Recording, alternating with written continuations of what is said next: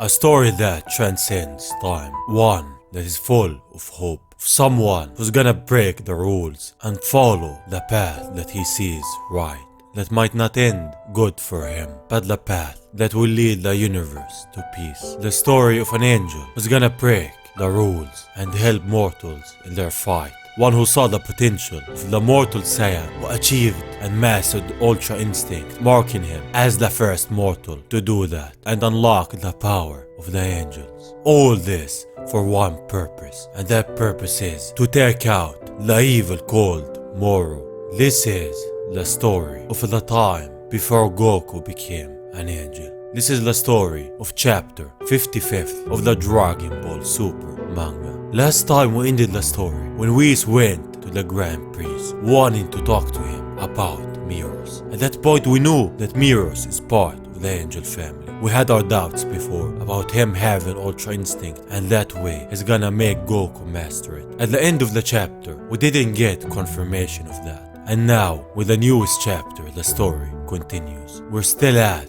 the Grand Priest. He says to Whis, I dispatched my trainee angel, Merus, to Universe 7, so he might learn about the way of things and broaden his perspective. With that, we now know that Merus is actually a trainee angel. He has the power of them, and he works for the Grand Priest. So what we thought before became the reality. Angels must always act impartially. Beyond that single law, there's no restrictions to what we can or cannot do. His enlisting in the Galactic Patrol seemed a decent choice, as it would allow him to observe the side of good and virtue. He seems to have gained a bias. Just so, says the Grand Priest. Any further and he will be in violation of the angel code. This code is that the angels must act not on the side of good nor evil. They must act as the middle of all things. They shouldn't have a bias. They act moral. But Vegeta is not gonna let him not on his watch. He's gonna fire an energy attack at him with one finger, but he charges so much energy and fires it by mistake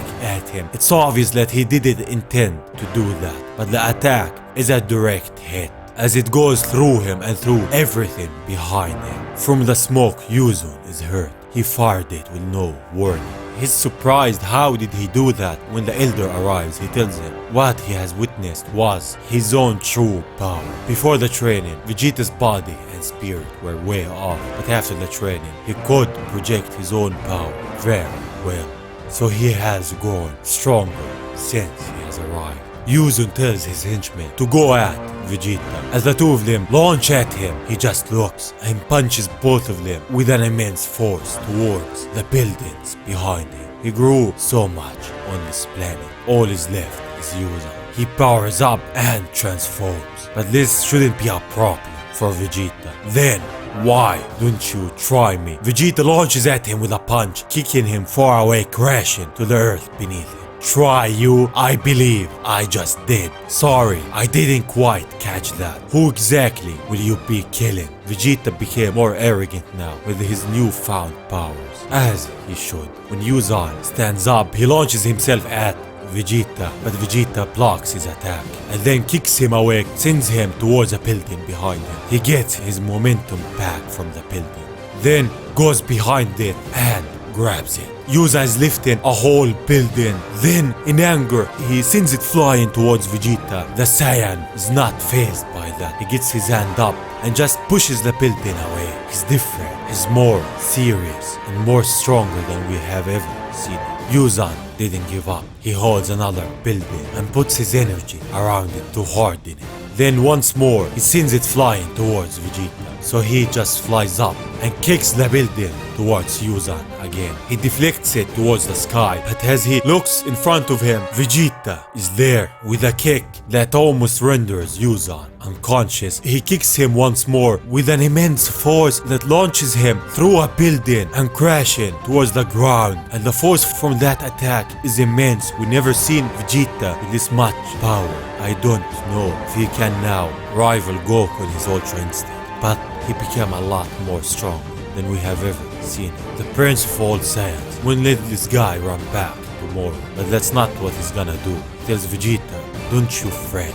Lord Moro's next target isn't this planet, it's a place called Earth. Vegeta's shocked. This is the first time that he hears that. He didn't know that Moro is going to Earth. Anyhow, I will be taking my leave now, as he jumps from the cliff onto his ship and flies away. Vegeta's not gonna let him. The building that he threw at Vegeta's coming towards him and destroys the ship, taking him out. So he took himself out by himself. Vegeta is not gonna hurry back to Earth. It remains untouched for now. Vegeta honing his spirit allows him to sense other spirits, even ones far, far away. Since he's short on time, he wants to learn a technique capable of bringing down Moro. And that's where he's gonna continue from now. On Moro's ship, he knows about Vegeta, knows that he has gotten stronger. Because of that, he should stock up and reach the outer limits of his power before traveling to Earth. Assuming I am even constrained by such limits. Leading up to his attack on Earth, Moro continued to devour planets throughout the galaxy. Meanwhile, Goku and Vegeta's training also progressed until at last 2 months had passed.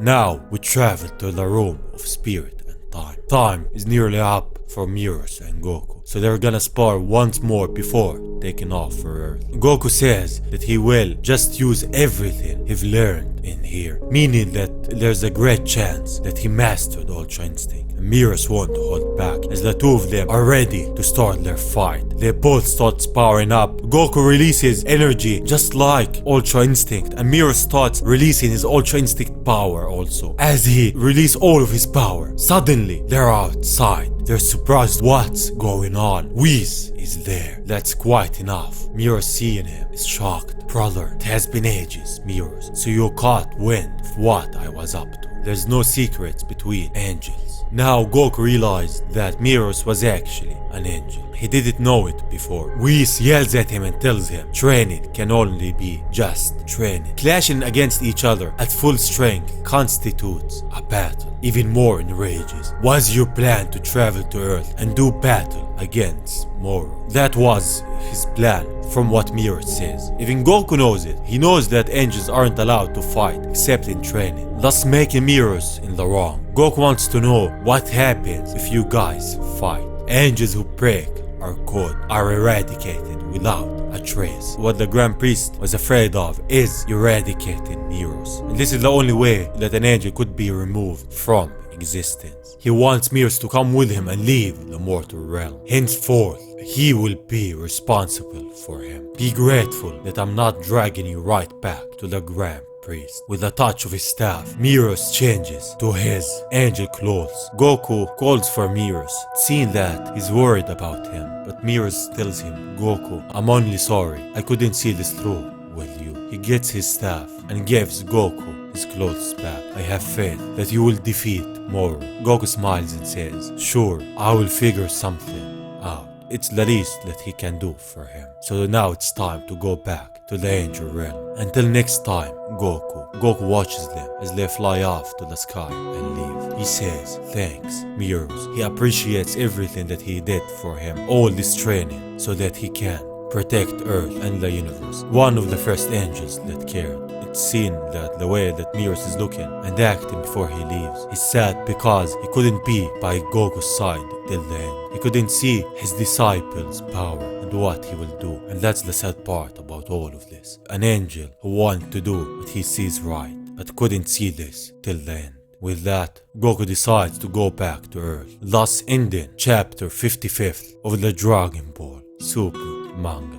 A story of the time before Goku became an angel. Before he mastered Ultra Instinct by his own. The story of the angel who wasn't afraid of breaking the angel laws in search of peace. One who wasn't afraid to teach Goku and interfere in the doings of mortals to save the universe. The angel that cared. The angel that showed empathy. The one who trained Goku to harvest the power of the angels. This was the story of the time before Goku became an angel. Thank you for watching, and saying that, I will see you on the next one. Bye bye.